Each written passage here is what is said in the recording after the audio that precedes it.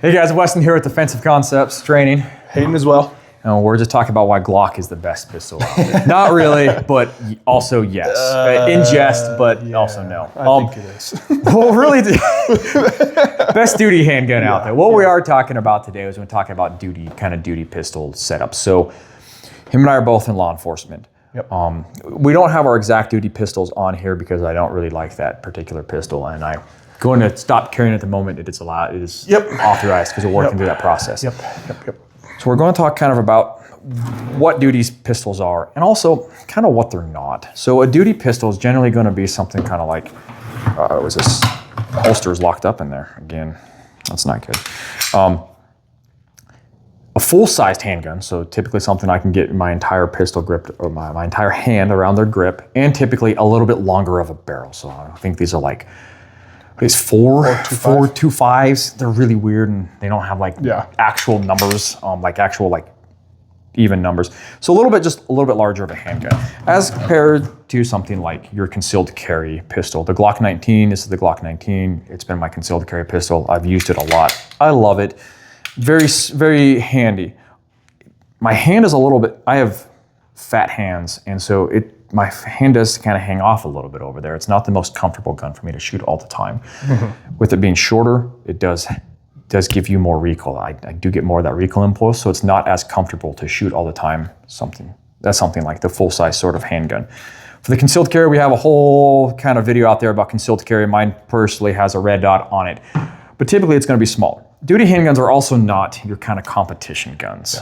This is not like one of those cool high-speed freaking $5,000 freaking competition guns. This is also a Glock. It's a Glock 34, but it is modified. I do have a Wolf Striker spring inside of there. I'm using a cheaper large window red dot, the Hollow Sun, and I do have the Glock Performance trigger. The Glock Performance trigger so far has been a good duty trigger. I think it's a big upgrade over the standard trigger, and especially with that Wolf Striker spring, it's a nice upgrade. It's not going to be as nice as your single stage triggers, but it's a solid upgrade. But I wouldn't trust that striker spring in a defensive carry pistol, so that's why I don't put it in anything like a duty pistol. I also have just a little plug in here. It's a weighted plug. It makes it a lot easier when you point out, so there's no weight up. There's less weight up, felt weight up front. It's just in the back. It's just kind of hanging out here.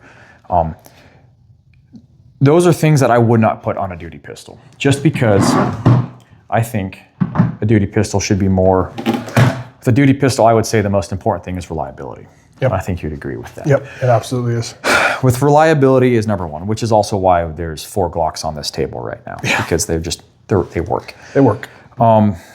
This is a stock Glock 47, but right before they decided to change everything up and go to the Series V and now the Gen 6. This was bought before the whole panic buy. It's just got a Streamlight TLR1, the HL, so it's the full-sized light on there, which is, I think, don't put these on your Glock 19s because they stick out really far and they're pointless. If you're going to carry that, carry a full-sized handgun up top of the 47. Well, on that point too, you're not talking concealed, in my opinion. If you're going to put that massive flashlight on there, you're moving towards more of a duty type. Guys have done it, and they will put this flashlight on there, and it doesn't make any sense because this is already sticking out further than the barrel. If you're going to carry a flashlight this big, just carry a full-sized pistol then. Yep. It's still, the only one this thing actually is flush with is the 34. And so if you're running this, you might as well be running the 34. But digress. Just don't. A digression. Squirrel. I haven't upgraded the sights yet because our agency will be going to personal purchase so I can buy my own gun. And I'm not spending $100 on sights until I know exactly what sights I'm authorized to. So there will be backup sights of some sort on there. I'm also running an enclosed optic. I'm running the Steiner MPS. Now, I only have a few hundred rounds through this particular pistol with this setup. I'm not 100% sure about the Steiner. I think it's a good optic, and I think it's going to work very well. Everything I've heard about it's pretty good. I am a fan of enclosed optics for duty sort of pistols. So our current pistols are running the SIG Romeo 1s. Which aren't great. Which are not great, and they're not enclosed. They're open emitter. Open emitter is just kind of like what this guy is here, just open window of glass there at the end. I've seen those guys break a lot. Yeah. I've seen 3 or 4 myself just break on the range. And you also get gunk inside of there. With the enclosed emitter, you don't have to worry about that as much because everything's just enclosed. This particular pistol I'm also running, I think it's the Handle It grips. It's like their elite pattern or whatever the heck they call it. It's a rougher texture because it's cold now. It's winter months. My hands don't work very well. But in the summer, everything gets really sweaty and nasty. Gross. And you try to shoot more than 5 rounds and the pistol's slipping around in your hand. Happens all the time. It does. This is something upgrade that I've done. However, this is almost completely a stock pistol. Stock trigger, stock everything. And it will stay that way with the exception of maybe a Glock performance trigger depending on what we're allowed to do and that sort of a thing. The duty pistol kind of exists to be a larger, more comfortable pistol than your concealed carry pistol. For us in law enforcement, this pistol is our primary system. It is. We do not we don't carry rifles to every single call. Nope, we don't. So we run this. So the larger handgun is just going to be a little bit more convenient, a little bit better. A little bit easier, or standard-wise. Standard, yeah. Standard ammunition capacity, weight, recoil management, all around generally does a little bit better than your 19, Yes. like in your concealed carries. Yes, and that doesn't mean though that you can't use your concealed carry as a duty pistol because I think that's what you've got set up Yep. right over there. Yeah, and reasons being, at this point, you guys are going to see some of my experiences with M&P. I liked M&P, but I bought the 19 for concealment purposes because Glock works, right? It just works. It just works, and so for the time being, at the moment, because we have our issued duty pistol, that's my full size one, The SIG 320. the SIG 320. But I'm in the same boat. The moment that we're able to have our own firearm, I'm going to be doing the same thing. And I was playing with the idea of running the M&P 2.0 metal, but now it's Glock, man. I'm at the point. There's a video up about him with his first competition, and after that video, him and I talked a lot. Well, during that video and then afterwards, we talked a lot about the problems with the M&P and how not all, but a good percentage of his issues he was having on the stages were with more than likely that. the pistol, not him. Yeah, which is rare. Most of the time, it is me. Usually it is the shooter. However, he was missing shots that I know he could take, and he was consistently miss. And it wasn't even. And it was a little bit ridiculous. And there were known issues with that particular pistol. Now there are known issues. Yep. So, but he's exactly right. Not that you can't run a 19 as a duty weapon. You absolutely can. It is a little bit smaller. It does fit. So the holster that I have here, it's a Safariland ALS that is made for more specific your 17s or your 22s, but it does work.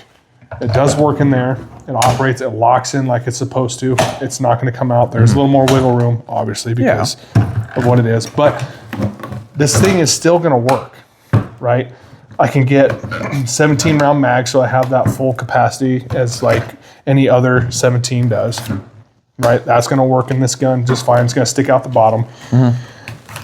My hand does hang out the bottom a little bit, but overall the gun purchase is still good. It's still manageable, and it's going to work. And again, a light. This is my concealed carry, but on a duty weapon, a duty handgun, when this is your primary, a light is at that point necessary. The biggest difference for me for a duty pistol versus a concealed carry pistol, besides the size, which is an advantageous, you can go with like a little bit larger of a pistol, is really the flashlight. Your duty pistols, your use pistols need to have a flashlight. Yeah. Just because of searching, target identification, all that sort of stuff becomes a lot easier. Is that a cell phone or is that a pistol? I don't know. Yep. Turn the light on. Put the light on. Hey, it's a cell phone. Yep. And unfortunately, there's times where we don't get to fully identify it too. And in a perfect world, yes, you're going to be able to see it. But a light is so important to be able to PID and see what's going on in front of you. And in law enforcement, we are clearing with our guns. Yes. We are opening doors and peeking in and being dynamic with it. And so having that on a duty sidearm is absolutely imperative. You have to. Yeah, you can freehand it too, but what's better? ultimately, is this one-handed So- shooting better or two hands on the gun? Our agency has done tests, and I was one of my academies was the test subject of it. So we have a day qual and a night qual. And the night qual is very easy. Your longest distance is 15 yards. Yeah. You will have to shoot that one-handed because you had to have a flashlight in one hand and your pistol in the other. Yep. But they were trying something because not everyone had them when I started, but nowadays everyone has a flashlight and the Streamlight TLR1. We've run people through the day qual at night with just the flashlight. And everybody passes. Because it is such a huge difference. It is, yeah. Because the major difference is you're shooting while moving during our day qual, and also you're shooting 25 yards. Yeah. But the flashlight is such a huge force multiplier, so it makes everything so much easier that the old qual is a joke. Yeah. And that's just kind of how it works. And it's a qual, it's not real life. However, it makes shooting so much easier with a weapon mounted light to where it makes zero difference. The only difference is, do I turn the light on or not? Yep. That's it.